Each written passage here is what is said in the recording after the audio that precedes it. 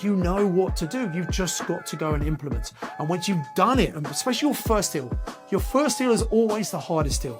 But once you've done it, you'll go, okay, it wasn't as bad as I thought, and you will learn and you'll gain so much confidence. So if you're okay with the worst case scenario, the next thing to ask yourself is, okay, if this all goes to plan, what's the best that can happen? The problem is people tend to overthink things, they overanalyze things, and by the time they make a decision, they've missed the opportunity.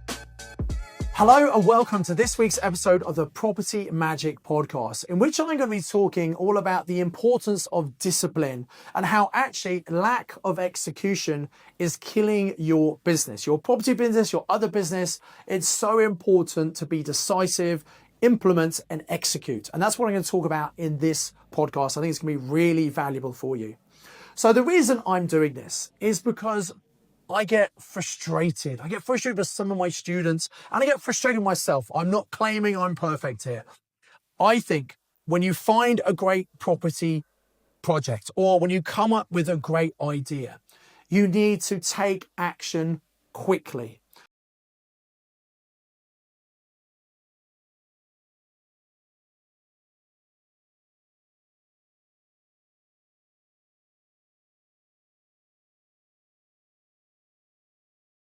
The problem is people tend to overthink things, they overanalyze things, and by the time they make a decision, they've missed the opportunity. Now, of course, you need to make sure you do your due diligence. You don't want to jump into something without doing your research, but that doesn't need to take a large amount of time.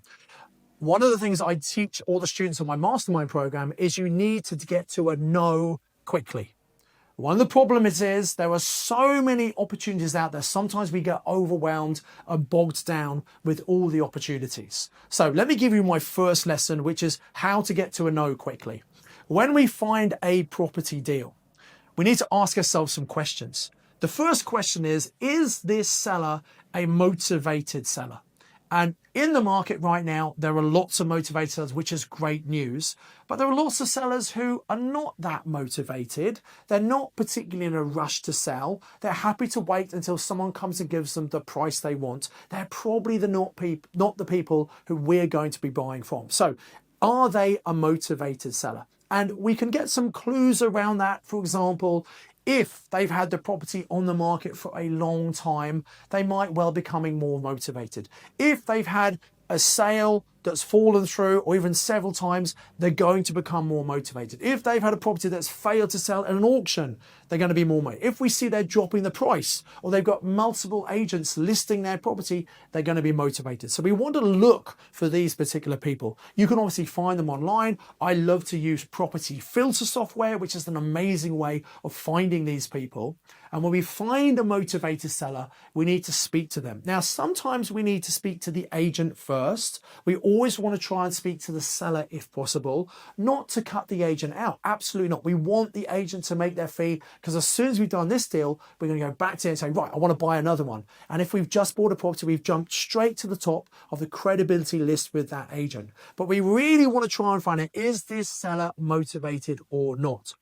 Once we believe they're motivated, then we want to quickly run the numbers. We want to work out, if I was to buy this property at the price they want, does it give me the cash flow I require? Remember, we're only going to buy properties that make us positive cash flow. That's money, profit, after all the expenses have been taken off the rent. There must be cash flow every single month. It's golden rule number 3 of my 5 golden rules. The cash flow is important, but what about the return on investment? The return on investment is the measure of how much does it create for us every single year, the net rent, the net profit, compared to how much we had to put in initially to generate that income in the first place. We need to make sure the ROI is enough. Now, what is enough for you? Well, if we do single lets, ROI is typically 5 to 7%. And if you've got money in the bank doing not a lot, that might be a good return for you. If we're doing HMOs, typically it's 15 to 20%, depending if you're managing or self-managing.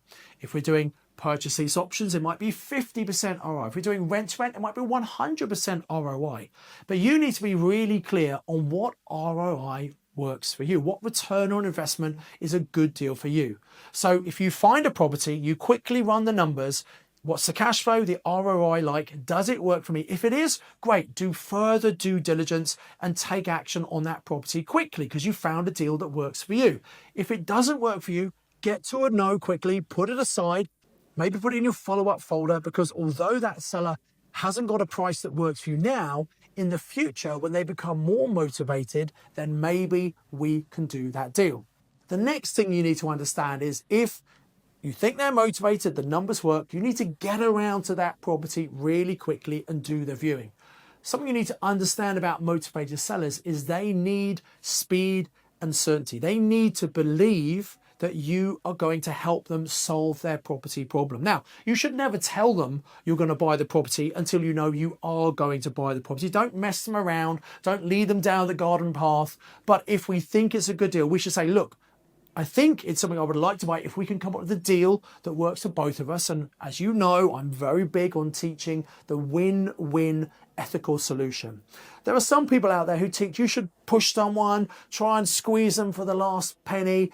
And you could do that if you want, but I think that's not a good idea, because if you push someone too hard and it's a win for you, but a lose for them, at some point they will change their mind, maybe once you spent money on legals or surveys and things, and they'll pull out the deal. But if you can make it a genuine win-win where they get what they want and you get what you want, it's far more like that deal is going to go through and actually happen. So why would they be happy to give you a big discount? Well, it's because if we give them the speed and certainty. So that's the whole point. You want to get round to the property quickly. You want to quickly communicate them. You want to make an offer on every single property because it's great practice. Now, you don't want to buy every property. Of course you don't. But every property you look at, even if you look at, say, I don't want to buy this property, there will be a price at which that property is a bargain, and you would be a fool not to buy it at that price.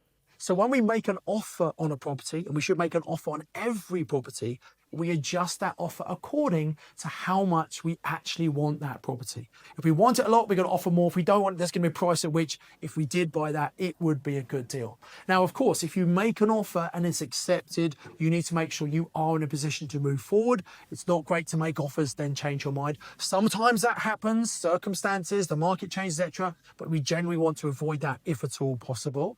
But really, when we make an offer, we don't want it to be accepted. We want them to say no to our offer, because if they say yes, we've offered too much. So we want to make an offer. We want them to actually say no. Then we go back and say, okay, what would work for you? And sometimes just a little bit of a compromise, a couple of £1,000 can secure the deal, and we can move forward and get that great property, put it into our portfolio, or flip it on and sell it to someone else if that's what you want to do. But we've got to be making an offer on every single property, then be prepared to negotiate. And then finally, we need to follow up.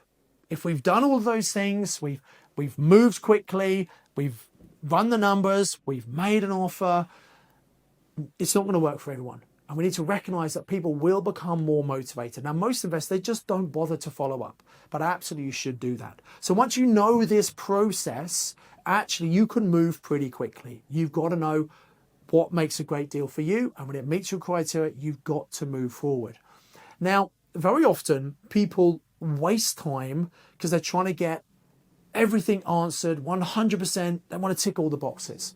And sometimes we need to take a little bit of a risk. We need to take a little bit of a punt. And fear of making a mistake, fear of losing money can hold a lot of people back and cost people an absolute fortune because they miss out on great opportunities. So I want to talk a little bit about how you can become more decisive by overcoming some fear. And I've talked about this on podcasts before, but I think it's worth repeating because sometimes we need to hear things a few times. Now, whenever we are faced with something, there is probably going to be a little bit of uncertainty, a little bit of risk, and that might be holding you back. So you need to ask yourself the question, what's the worst that can happen here? Is this fear I've got, is it real or is it just in my head? And sometimes it might be fear just about calling an agent and having a conversation or running the numbers. What if I'm not quite right in my numbers? So the question to ask is, what's the worst that can happen? And often the worst is not as bad as you're imagining. And actually, you might be okay with that worst case scenario. Obviously, you don't really want that, but is anyone going to die? Probably not. So if you're okay with the worst case scenario, the next thing to ask yourself is, okay, if this all goes to plan, what's the best that can happen? And very often the best case scenario, the benefits far outweigh the negatives. And that's the kind of the reward risk ratio. We're a much bigger reward compared to the risk. And the reward here is you buying a property that's going to give you cash flow for as long as you own it and have fantastic capital growth over the decades you're going to own it as well. So that is the potential reward that you are losing if you allow the risk or the indecision to hold you back from making that decision. And this takes courage. This takes confidence and courage. And guess what? The more action you take, the more courageous you become. Very often we're concerned because we've got theoretical knowledge, we know what to do, but we're not actually applying it. And when you apply the knowledge you've gained by listening to this podcast, watching my YouTube videos, doing our training, you know what to do. You've just got to go and implement. And once you've done it, and especially your first deal is always the hardest deal. But once you've done it, you'll go, okay, it wasn't as bad as I thought, and you will learn about it, and you'll gain so much confidence.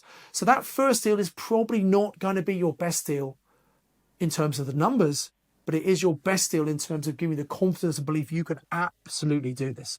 I have personally helped thousands of people become successful investors. Hundreds and hundreds of those people have completely replaced their income. Depending on how long they've been doing this, they might be multi-millionaires now. And it all started with them becoming more decisive, having courage to move forward. And it's easier. One of the reasons people come and join our year-long mastermind is you might know what to do, but you feel very lonely doing this on your own. You need to get some help. You need to get some support around you.